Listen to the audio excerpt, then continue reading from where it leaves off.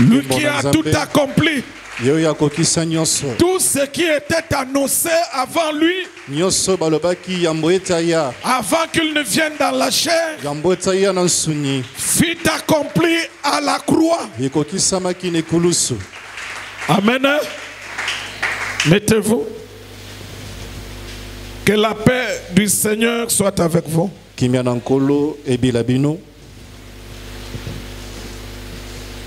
Avant de commencer de parler de préparatifs de la nuit, qui est la prédication de ce matin, je voulais un peu vous parler un tout petit peu de quelque chose. Juste pour réveiller votre espérance. Frères et sœurs, la vie en Jésus-Christ, quand tu crois aujourd'hui, ça va commencer une marche. Tu crois, après tu dois marcher avec le Seigneur. Les jours passent. Il y a une différence entre celui qui croit aujourd'hui et il meurt aujourd'hui, ou il meurt demain. Pour écouter bien ce que je vous dis, Église, prenons l'homme de la croix. Il a cru en Jésus, il est mort. Il n'a pas eu le temps de marcher avec le Seigneur. À celui qui croit aujourd'hui, qui meurt aujourd'hui ou qui meurt demain, c'est-à-dire il n'a pas eu le temps de marcher avec le Seigneur, à celui-là, on lui exige que la foi. C'est sa foi qui va le sauver. Ce n'est que la foi. Comme il a cru et qu'il est mort dans sa foi, il va au paradis. Le jour de l'enlèvement, il sortira du paradis apportant le corps de gloire et il sera enlevé. Vous êtes avec moi? Amen. Est-ce que vous entendez bien ce que je dis? À celui qui croit en Jésus, mais qui est mort juste après, à celui-là, on lui impute que sa foi. Sa foi va le sauver. Sa foi l'a sauvé. Deuxième cas, c'est celui qui croit aujourd'hui et il a 5 ans, 10 ans, 20 ans dans le Seigneur. Donc à partir d'une année, il marche avec le Seigneur. À celui-là qui a eu le temps de marcher avec le Seigneur, à celui-là, on n'exige pas seulement la foi. Non, c'est l'erreur que beaucoup de chrétiens font. À À celui qui a eu le temps de marcher avec le Seigneur, il y a sa foi. Il doit la garder jusqu'à la fin. Sa foi. Il doit marcher avec elle jusqu'à la fin. Première chose. Deuxième chose, comme il marche avec le Seigneur, il a eu le temps de marcher. À celui-là, son enlèvement est lié à la sanctification. À celui qui a eu le temps de marcher avec le Seigneur, si l'enlèvement venait, sa foi c'est bon. Mais pour monter, l'esprit va voir la sanctification. Car il est écrit, n'attristez pas le Saint-Esprit. Si le Saint-Esprit est attristé et que l'enlèvement t'est retrouvé dans l'état où le Saint-Esprit en toi est attristé,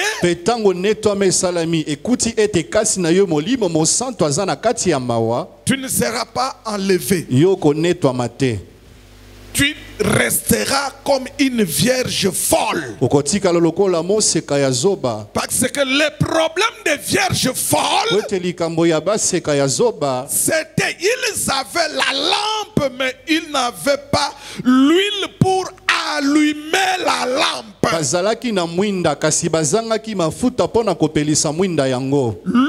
lampe, c'est la parole. Tu peux avoir la parole, la lampe. Mais maintenant, il faut qu'il y ait l'huile. L'huile, c'est le Saint-Esprit. Le Saint-Esprit. Paul dit, n'attristez pas le Saint-Esprit. Ephésiens 4:30. Comment on peut attrister le Saint-Esprit? C'est par la vie du péché. À chaque fois qu'un chrétien pêche, à chaque fois qu'un chrétien vit dans la chair, parce que le plus grand combat des chrétiens aujourd'hui, ce n'est pas le combat contre les sorciers, non. Le plus grand combat des chrétiens, c'est le combat de la chair, de ta propre chair. La chair nous fait le combat plus que les sorciers. C'est comme si quelqu'un ne m'entend pas bien. Je dis, les désirs de la chair nous font le combat plus que les sorciers. Si tu veux être enlevé, domine les désirs de la chair. Écoutez, il est écrit ceci dans Apocalypse. À celui qui vaincra. Tu vas vaincre quoi? Les démons? Les sorciers? Non. À celui qui vaincra, écoutez ça à partir d'aujourd'hui. Apocalypse dit que à celui qui vaincra, tu vas vaincre quoi? Tu dois vaincre le désir de la chair. Le désir de la chair. Il faut le vaincre. Voici comment on peut vaincre le désir de la chair. La chair te dit de mentir. Tu refuses de mentir. La chair te dit, te pousse de faire l'impudicité ou l'adultère, tu refuses ton refus sur les désirs de la chair, ça te donne la victoire. Donc tu es un vainqueur. Quelqu'un me comprend? Amen. Combattez les œuvres des ténèbres, c'est bien. Mais combattre les désirs de la chair, c'est mieux. Quelqu'un me comprend? Donc, toi qui as le temps de marcher avec le Seigneur, vis dans la sanctification. Il est écrit, sans la sanctification, personne ne verra le Seigneur. La condition pour ceux qui marchent avec le Seigneur, pour rencontrer le Seigneur le jour de l'enlèvement, tu dois vivre dans la sanctification. La première étape de la sanctification de ta vie, c'est de vaincre le désir de la chair. De ne pas obéir au désir de la chair. Pourquoi? Parce que vivre selon les désirs de la chair, tu vas attrister le Saint-Esprit. Et si le Saint-Esprit est attristé, et que l'enlèvement venait à ce moment-là, tu resteras. Parce que tu seras dans le rang des vierges folles. Écoutez bien maintenant, je termine cette partie pour vous dire ceci. L'apôtre Paul, les apôtres à leur temps, ils ont parlé de l'enlèvement. Ils sont morts. Ils n'ont pas vécu l'enlèvement. Mais ils sont morts dans l'espérance qu'il y aura l'enlèvement. Si en leur temps, l'enlèvement était encore loin, mais je vous dis la vérité. Aujourd'hui, à notre temps, en 2025, je crois que nous sommes en train de parcourir déjà la prolongation. Les temps sont mauvais. Frères et sœurs, frères et sœurs en Jésus, quel que soit le lieu où tu te retrouves, toi qui es là devant moi, et toi qui me suivras par vidéo, par audio, je ne sais pas comment, les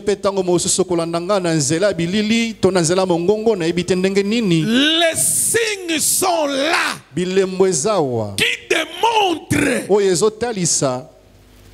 que le Seigneur veut se tenir debout.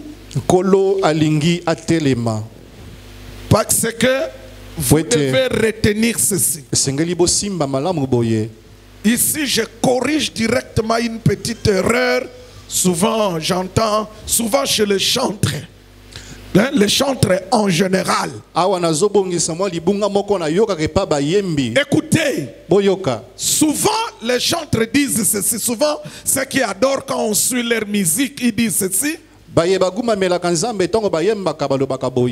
Oh non, Seigneur, mets-toi. Ils disent parfois, le Seigneur est debout, il reçoit nos adorations. Parfois, ils disent, Seigneur, mets-toi debout pour recevoir nos adorations. Non, non, non, non, non, église. Pendant tout le temps de la grâce. De la Pentecôte. Normalement, depuis qu'il est monté.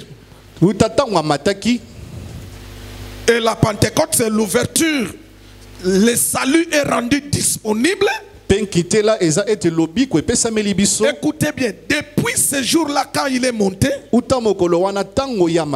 jusqu'au jour de l'enlèvement, le Seigneur n'est pas debout, il est assis. Le Seigneur est assis.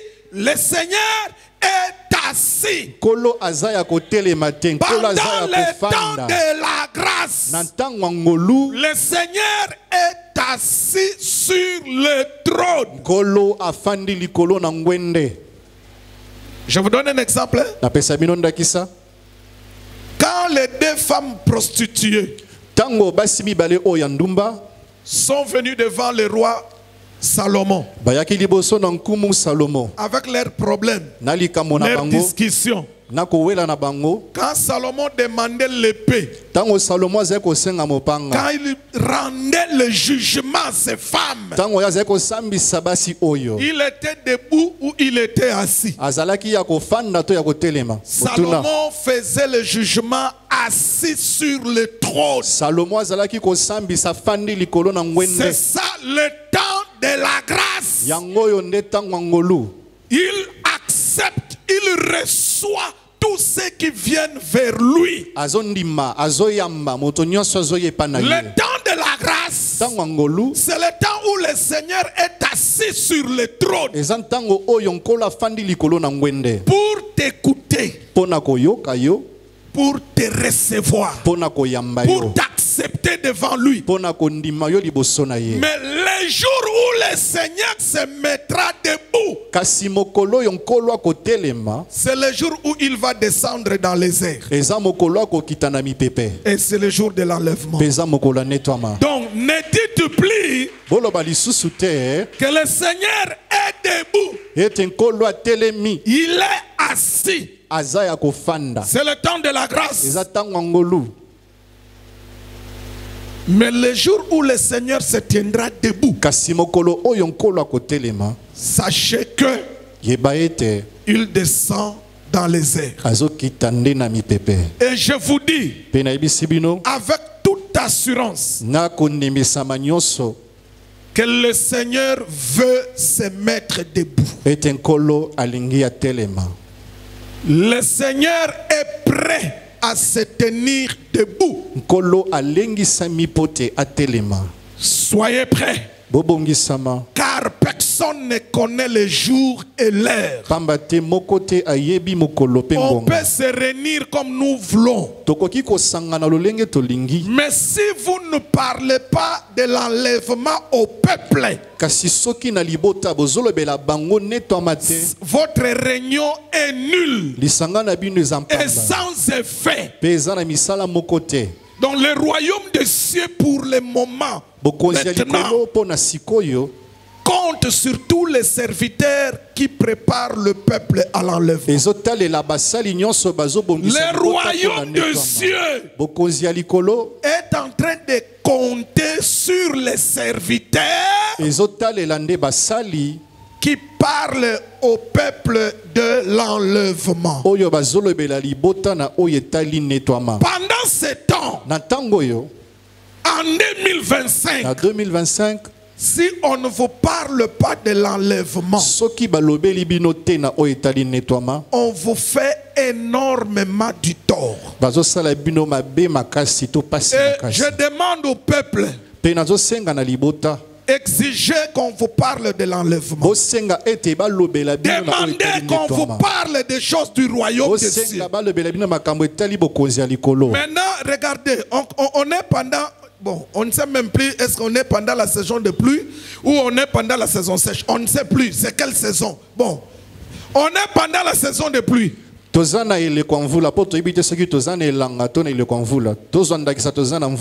allez voir les affiches. Les églises vont mettre des affiches. 50 jours de jeûne, 40 jours de jeûne, Ceux qui ont de l'audace vont mettre 100 jours de jeûne. Et le thème de 100 jours. Comment être béni? Comment sortir de ça? Comment on peut détruire les œuvres des ténèbres? Comment être béni? Tout ça c'est bien. C'est bien. Mais ce qui est mieux, c'est de dire à ce peuple, attention, même si on peut détruire les œuvres des ténèbres, mais le Seigneur peut se tenir debout du trône et descendre dans les airs. L'enlèvement aura lieu. Qui sera enlevé? C'est celui qui a la lampe et qui a l'huile. C'est-à-dire, c'est celui qui a la parole et le Saint-Esprit en action en lui. C'est ce qui apporte la lumière. C'est le chrétien qui vit dans la sanctification. Vivre dans la sanctification, c'est possible. On peut avoir beaucoup de millions et vivre dans la sanctification. C'est possible. On peut être marié, vivre dans la sanctification. Tu peux être célibataire et vivre dans la sanctification. Tu peux être ministre et vivre dans la sanctification. Tu peux être chauffeur, vivre dans la sanctification. Parce qu'il me paraît qu'il n'y a pas de chauffeur sérieux.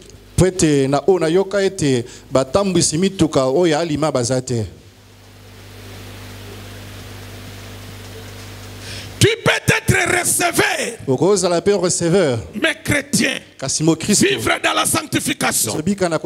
Tu peux être prof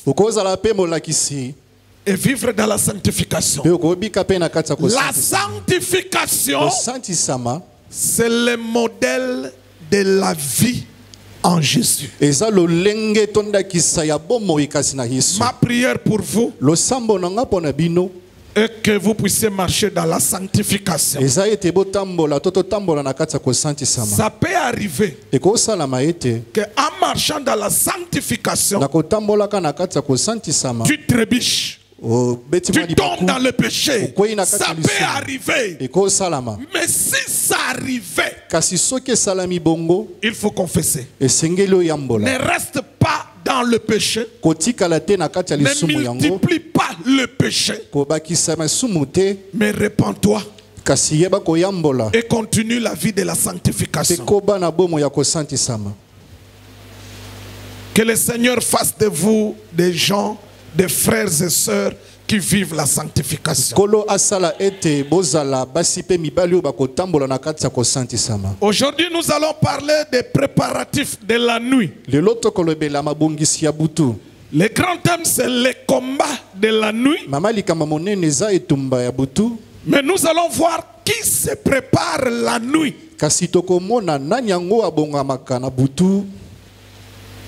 Le texte que nous venons de lire dans Juge,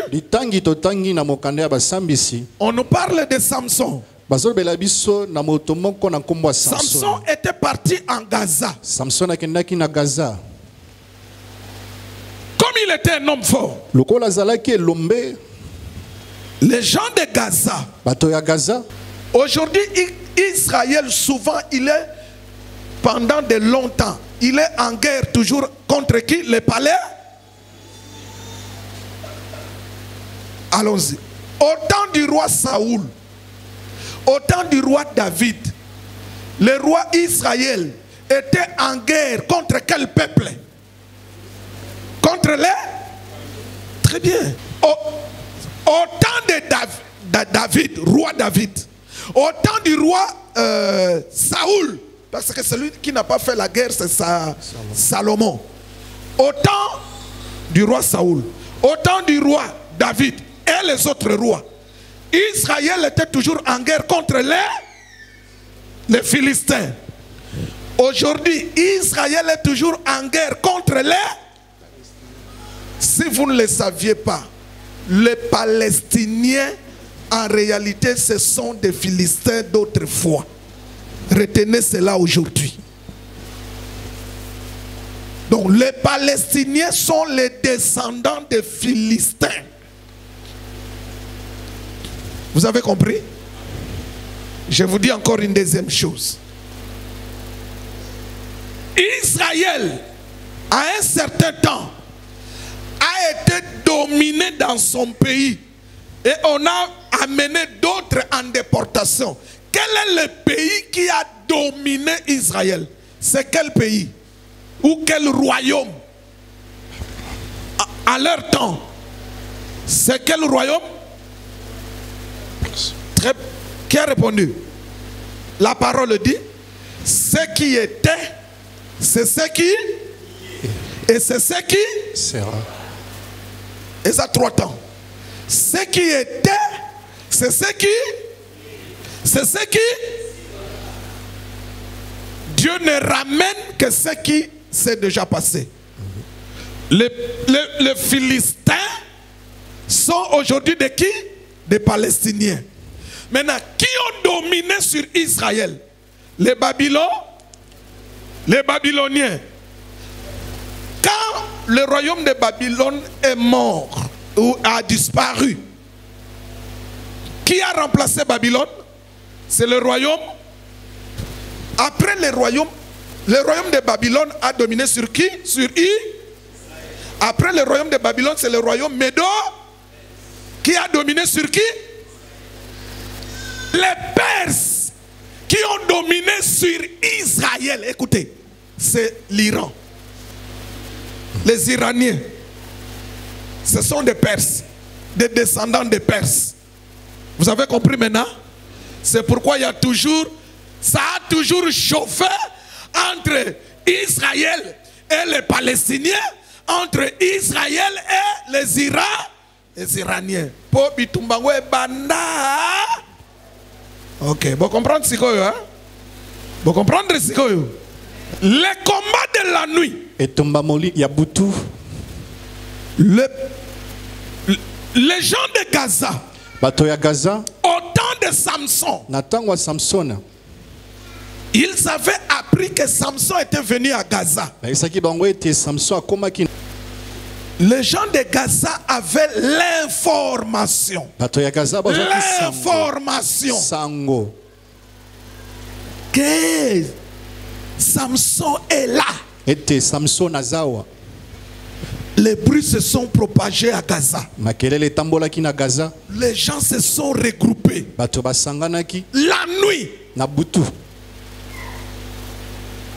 Ils se sont dit maintenant, on va lui tendre un embuscade. Et dès le veille du matin, quand lui va sortir de Gaza, on va le tuer. Mais les préparatifs de tuer le matin se font la nuit. Se font la nuit. Quelqu'un me comprend? Les préparatifs de la nuit. Qu'est-ce que ces gens de Gaza préparaient? Ils préparaient la nuit, la mort pendant la journée pour Samson. Les préparatifs de la nuit, c'est pour le jour. C'est pour pratiquer cela le jour. Et regardez ce qui s'est passé. Samson a compris qu'il ne pouvait pas sortir le matin. Il y a un danger. Il était dans la maison chez sa femme. Mais comme Samson avait l'esprit de Dieu, l'esprit lui a dit, tu ne peux pas partir le matin. Non, il y a un piège le matin. Les préparatifs se font maintenant la nuit contre toi. Si tu vas demain le matin, on va te tuer. Qu'est-ce que Samson a fait? Pendant qu'elle faisait des préparatifs la nuit, au milieu de la nuit, Samson s'est réveillé. Il a quitté Gaza. Elle attendait le matin pour lui faire du mal. Lui, il a discerné. Aujourd'hui, je ne peux pas sortir, quitter Gaza le matin. La nuit, il s'est réveillé. Il est sorti de Gaza. Je dis à quelqu'un, à chaque fois quand tu dors, pendant la nuit, il y a des préparatifs de ténèbres qui se font contre toi. Et ces préparatifs de ténèbres, c'est pour les appliquer pendant les jours contre toi. Ils peuvent préparer une maladie la nuit contre toi.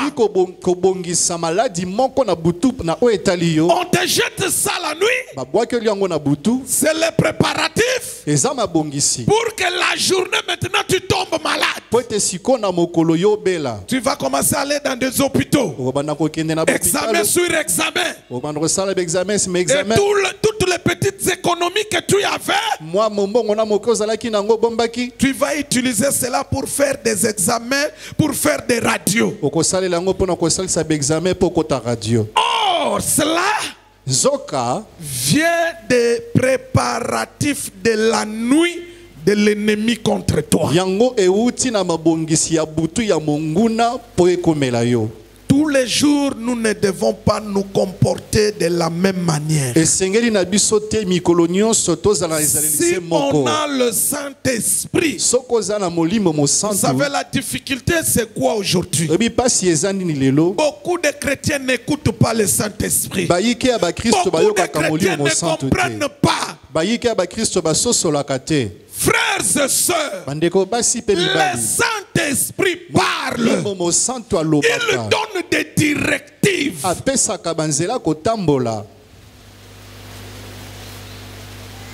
Peut-être à nous tous, il ne peut pas parler de la même manière. Quand le Saint-Esprit me parle, moi, c'est différent quand il parle à Benjamin, par exemple, qui a les dons. C'est que le Saint-Esprit me parle. La manière dont le Saint-Esprit me parle, c'est différent avec la manière dont le Saint-Esprit va parler à l'interprète. Il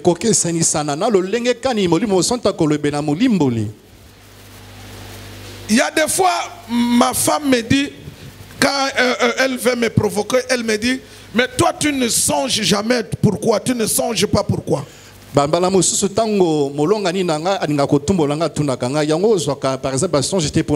Je lui ai toujours dit, je ne suis plus au niveau des songes. Non. Non. Diriger l'église comme ça, après 21 ans, je ne peux plus compter sur les songes que quand je dors, le Seigneur va me parler. Là, c'est pour vous. C'est pour vous. Moi, je n'ai pas besoin que Dieu me parle par des songes. Que Dieu me montre des visions. Je n'en ai pas besoin. Mais pour vous, vous en avez besoin. Moi, c'est le discernement. Point barre. Tu fais quelque chose, je te regarde. J'étudie cela spirituellement. Il a dit ça pourquoi? Il a fait ça pourquoi? C'est tout. Je n'ai pas besoin d'aller attendre le songe.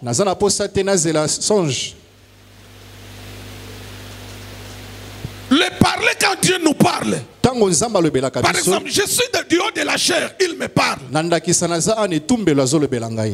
Par exemple, le message que j'ai donné à maman Christine pour ramener au pasteur là-bas. C'est la nuit pendant que je priais. Ce n'est pas que je dormais, je priais.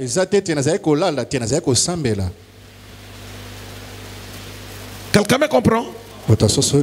Le Saint-Esprit nous parle. Le Saint-Esprit, c'est un trésor pas possible que les chrétiens ont. Personne sur cette terre ne connaît les choses comme le Saint-Esprit les connaît. Même dans le monde des ténèbres, même Satan lui-même, le chef des démons, il y a des choses que lui ne connaît même pas, mais seul le Saint-Esprit les connaît. Mais ce qui pose problème, ce qui fait défaut, c'est nous les chrétiens. On n'a pas le temps d'écouter le Saint-Esprit. On n'a pas le temps. Vous allez voir quelqu'un en train de prier. Il prie, il évoque le feu, il prie, il prie. Il est parti à Lusisi, il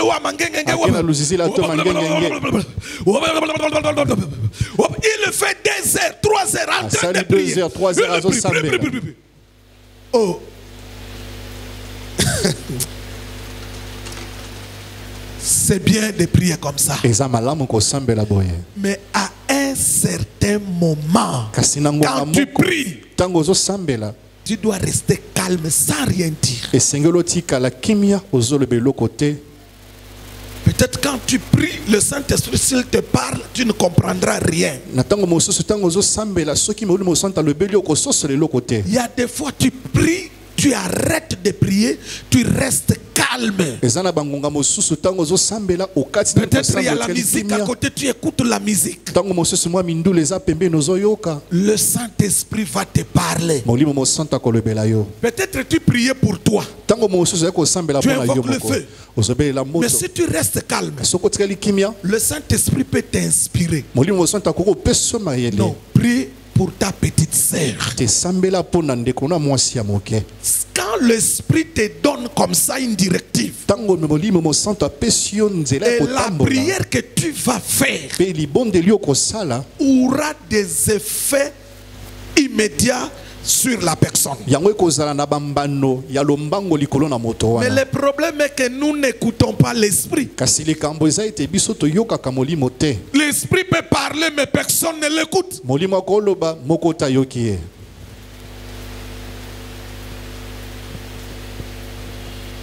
Le discernement, c'est ce que beaucoup de chrétiens négligent.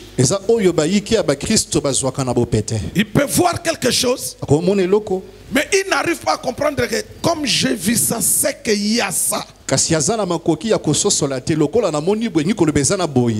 vu ça, c'est qu'il y a le combat de la nuit. Comme j'ai vu ça, c'est qu'il y a des préparatifs de la nuit contre ma vie.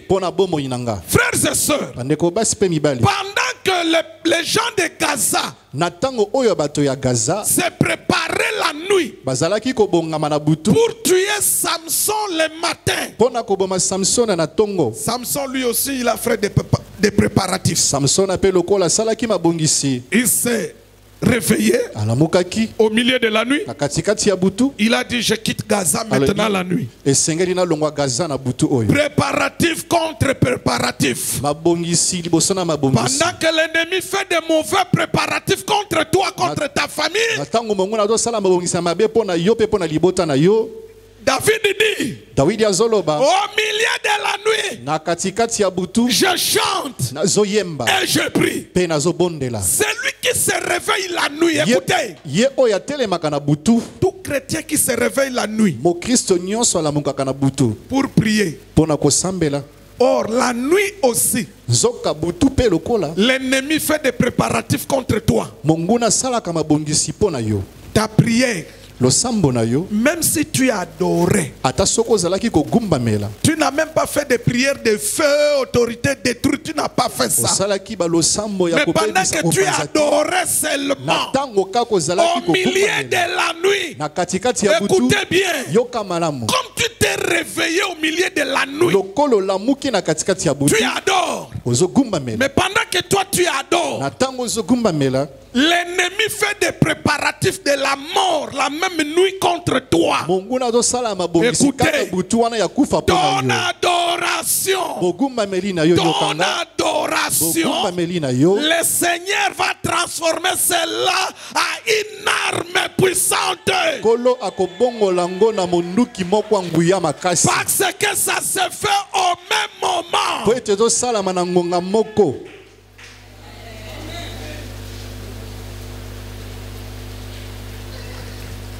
Frères et sœurs, l'ennemi ne te laissera pas vivre heureux sous le soleil.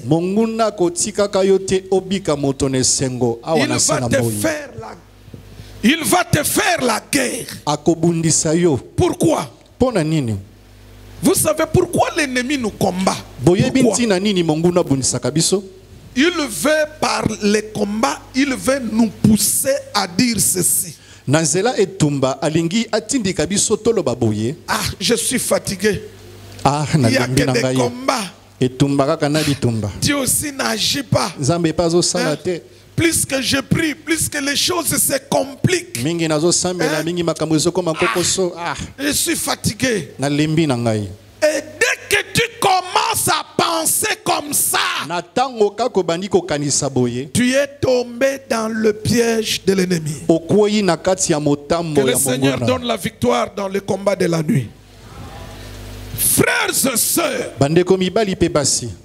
tu ne peux pas te réveiller à 3 heures pour prier. Non, non, non. Pas à 3 heures. À 3 heures, c'est trop tard.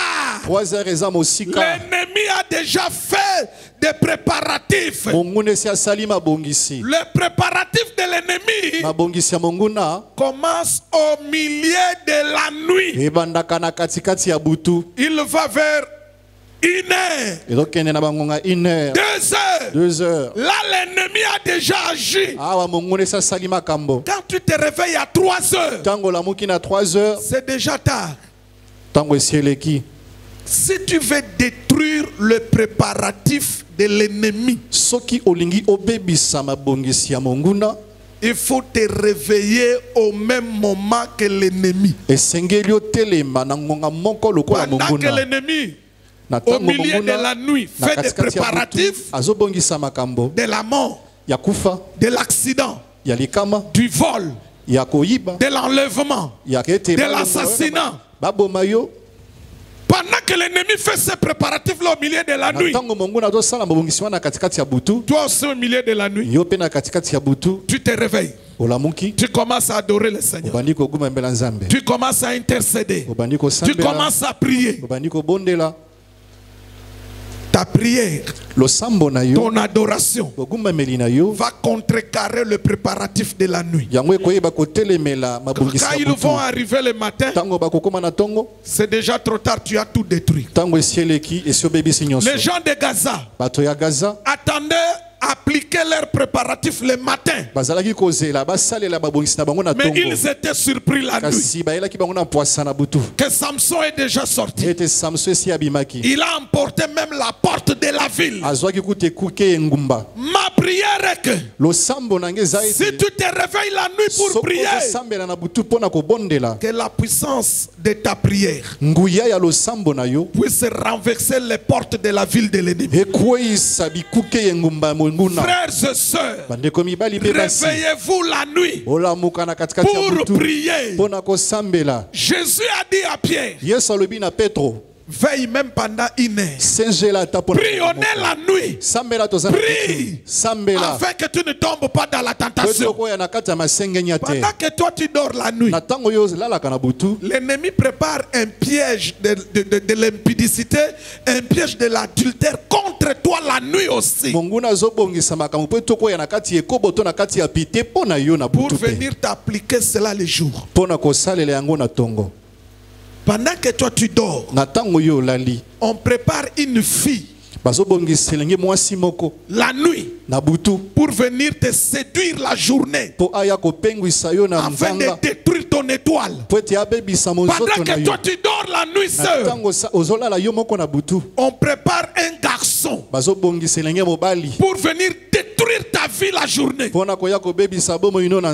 Les préparatifs de l'ennemi. Pendant que toi tu dors, l'ennemi prépare la maladie. On jette ça la nuit. Le matin tu sors, tu as les effets de la maladie.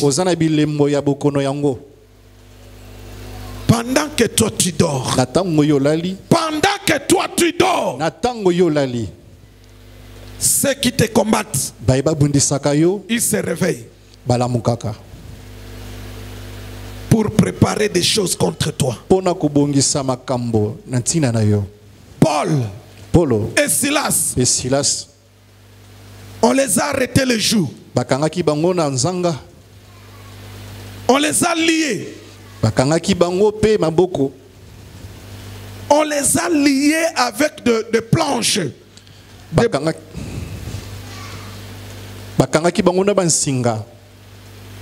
Liés au bois, au morceau de bois. Là c'est la journée.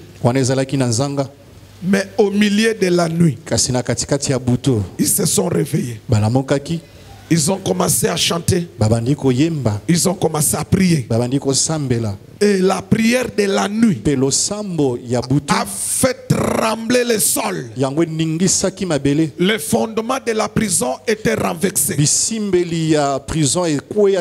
chaînes qui étaient sur leurs mains et pieds s'est coupé. La prière de la nuit. La prière de la nuit. L'ennemi prépare des choses la nuit contre toi. Pour que tu le vives la journée. Mais la seule façon pour ne pas vivre les jours, le préparatif de la nuit de l'ennemi, tu dois te réveiller la nuit pour détruire ces préparatifs. Est-ce qu'il y a un frère qui m'entend? Amen. Est-ce qu'il y a une sœur qui m'entend? Les préparatifs de la nuit. L'ennemi se prépare la nuit. Toi, tu dois te réveiller pour détruire aussi cela la nuit. Pendant que toi tu dors, l'ennemi souffle. Il souffle la maladie contre toi. Il souffle la maladie contre ta maison. Si toi tu te réveilles au milieu de la nuit, tu vas invoquer le feu. Tu vas détruire. Et la journée, tu verras que l'ennemi n'a plus rien. Le préparatif de l'ennemi qu'il fait la nuit contre toi ne vient pas détruire cela le matin. Détruire cela aussi la nuit. Réveille-toi la nuit.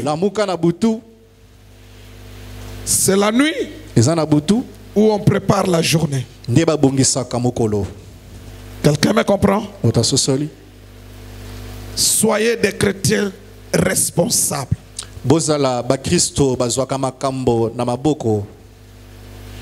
Lisez la parole de Dieu tous les jours.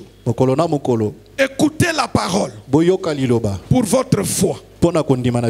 Et priez pour fortifier votre esprit. Priez. priez.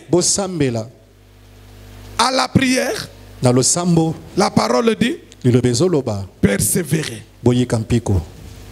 Réveille-toi la nuit. Prie. Détruis. Amen, amen. Dans tout cela, l'amour de Dieu nous donne la victoire. Cette victoire vient de Golgotha. Golgotha, c'est le lieu de notre victoire. Je voulais dire à quelqu'un, pour terminer, quel que soit le nombre de tes ennemis, quel que soit le préparatif de la nuit contre toi, contre ta famille, contre ton église, je dis à quelqu'un, si réellement tu crois en Jésus, Jésus est plus que vainqueur. C'est lui le plus fort. Et comme tu crois à celui qui est le plus fort, et tu seras plus que vainqueur. Est-ce qu'on peut acclamer pour Jésus?